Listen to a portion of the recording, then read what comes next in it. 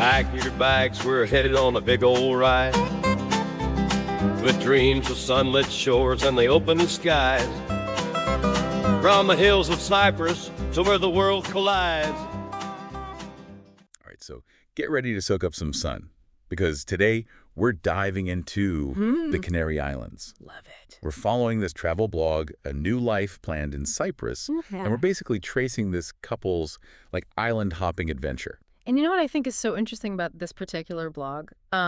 What's that? It's not just about, listing the places they went. It's about how they experienced those places. Right. These bloggers, they seem to really gravitate toward those authentic, less touristy things. You can tell right away, right from the get-go. Totally. Their style comes through, even just on their departure day, December 17th, 2019, they had this, foggy drive to Bristol Airport. Oh, no. Not exactly the, sunny send-off you'd expect. Right. You'd think sunshine, beaches, but... Right. Exact foggy start.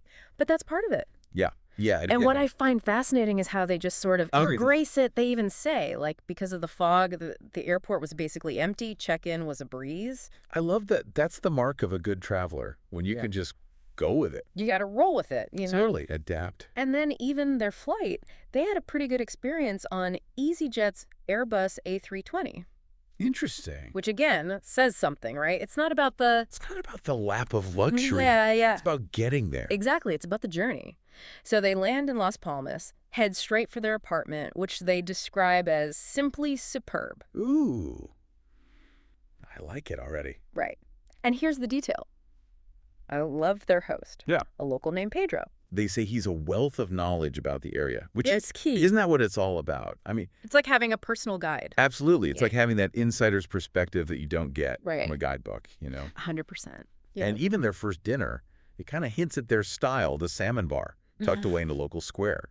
Cute. It seems like they're already seeking out those. Yeah, they're not just hitting the tourist traps. Right, exactly. They're going for it. So December 19th rolls around. Okay. They wake up to blue skies and warm sunshine. There we go. Finally. Right. That's what we want to hear. They start their day with a walk along the Las Canteras seafront. Nice. And this is where their eye for detail, I think, really shines through. They come across a sand sculpture park. But here's the thing, it's Christmas themed. Oh, how fun. See, that's what I mean. Right. You don't see that every day. You don't see that every day. That's unique. It's quirky. It is, and it shows they're open to those little nuances. Exactly, those nuances. Later that day, they head to the port, which is packed.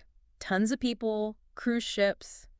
Busy, bustling. It'd be so easy to get swept up in all that. Oh, totally. But they find their own way to connect with the city. How so? They grab lunch, tapas, and paella classic at Santa Catalina Park, which, again... Classic, I love it. Right. Oh.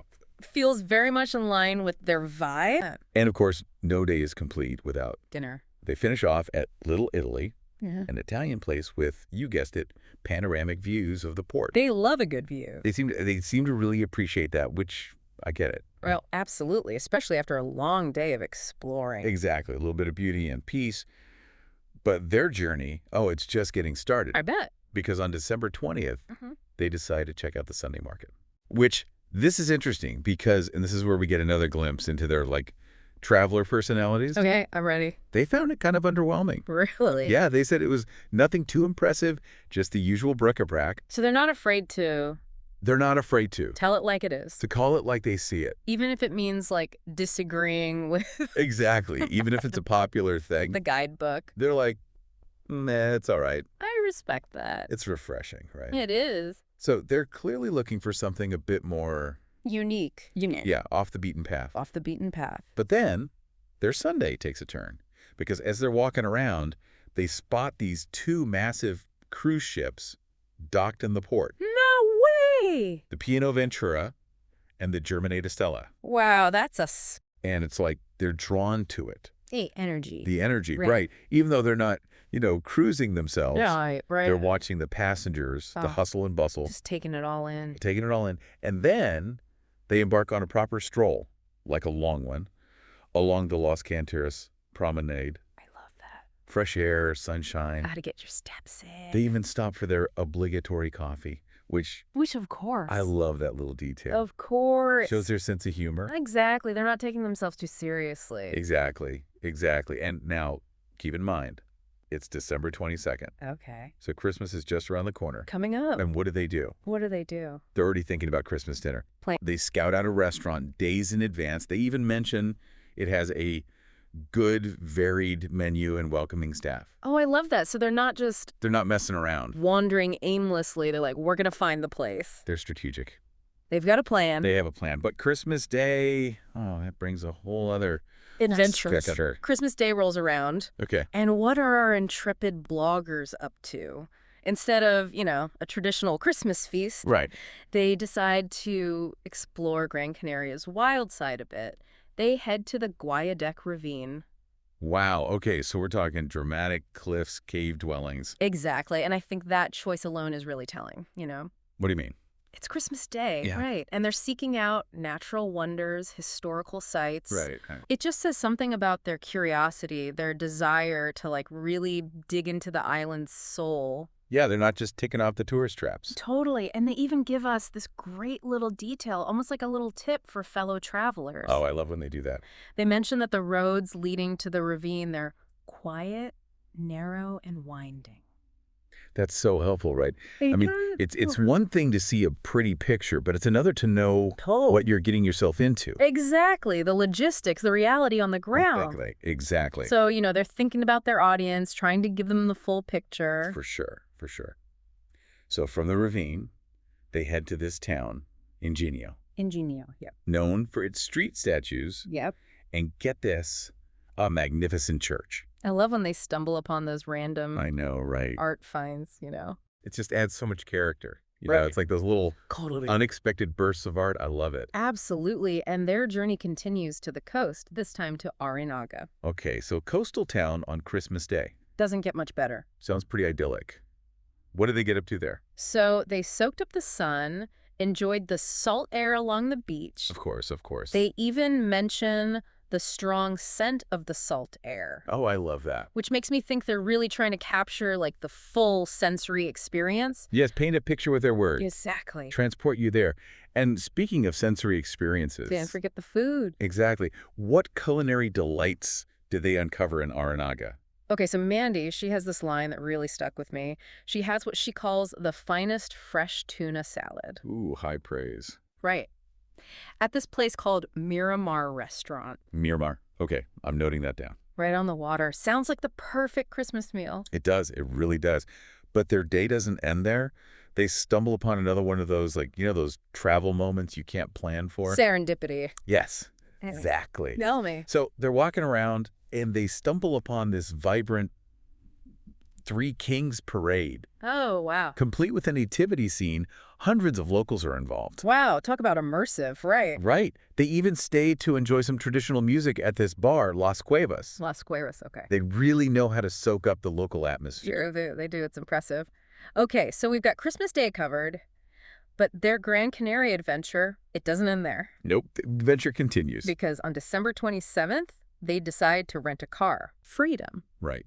Exploring on their own terms. Exactly. Although they did mention feeling a bit apprehensive about driving on the other side of the road. Oh, right. Right. Switching sides. Yeah, they said they were a bit twitchy at first. Understandable.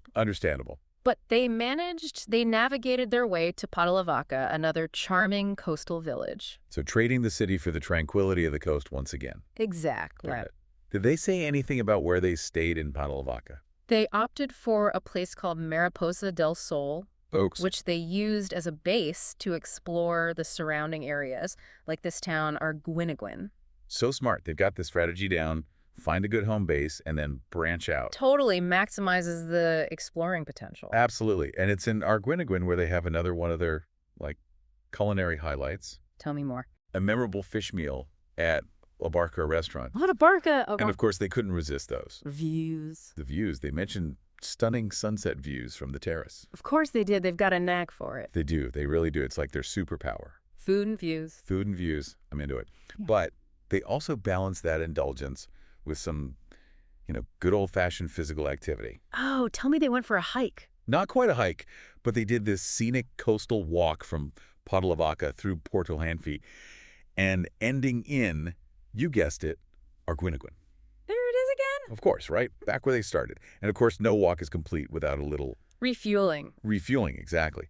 So this time they stop at Los Antonia's restaurant in Arguinegrin for tapas. Tapas, love it. Right. But here's the kicker. They get a glimpse of Mount Tide from the restaurant. No way. The highest peak in Spain.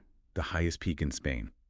And it's on a whole other island, Tenerife. That's wild. It's like they're connecting these different parts of their journey. I know, right? It's like they're weaving together this tapestry of their experiences.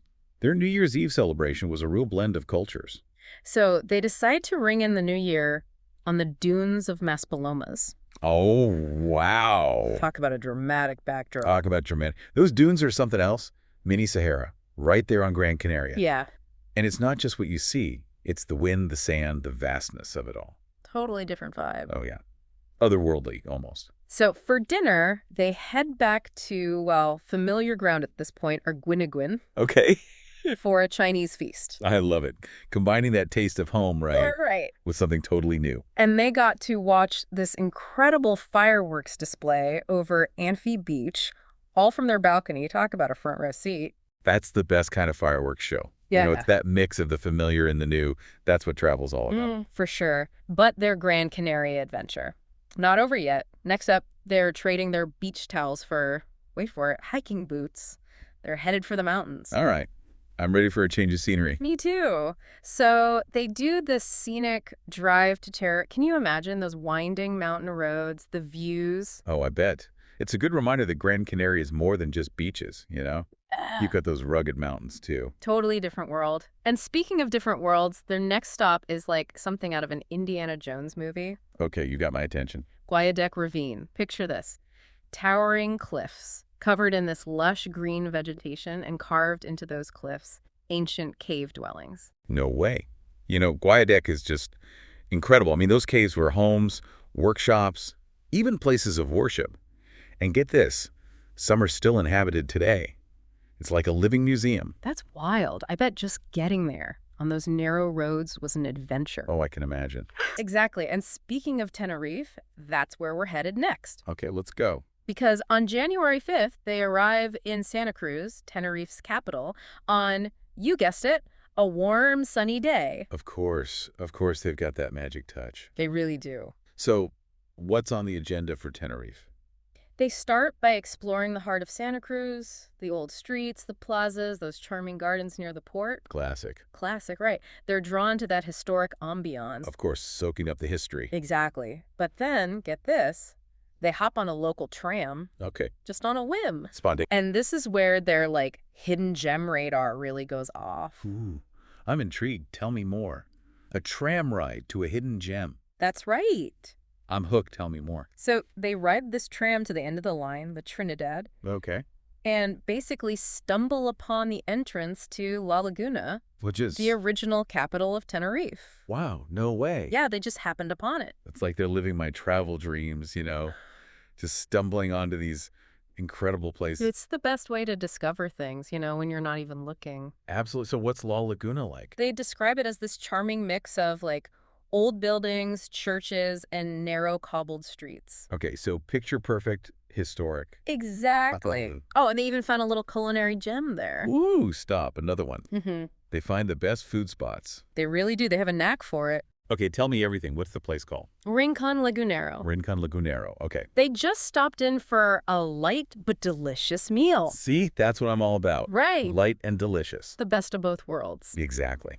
Okay, so sadly, this is where our peek into their Canary Islands adventure ends. Aw, I know. I'm kind of sad to see them go. Me too. But even with these little snippets, you know, these glimpses into their trip, Totally. we've gotten such a good feel for their travel style, wouldn't you say? Absolutely. They're all about those authentic, off-the-beaten-path experiences. You know? 100%. They're all about connecting with the local culture, trying new foods. Oh, yeah. The food. Don't forget the amazing food. Never, never. And they're clearly not afraid to, like, rent a car and just explore. They're adventurous, but in a planned kind of way, you know? Yes, exactly. It's like a good balance, right? Yeah. They plan ahead, but also leave room for spontaneity. Exactly. And that's what makes their blog so fun to read. And that's what makes this deep dive so much fun. So Totally. to our listeners out there, if there's one thing to take away from their journey, What is it? Embrace the unexpected.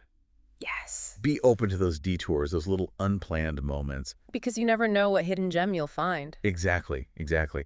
And who knows, maybe you'll even stumble upon your own Rincon Lagunero. Ooh, with a light and delicious meal waiting. Exactly, the dream. All right, until next time, happy travels, everyone. Happy travels. You like flying where we never hide. Out on the highway, chasing the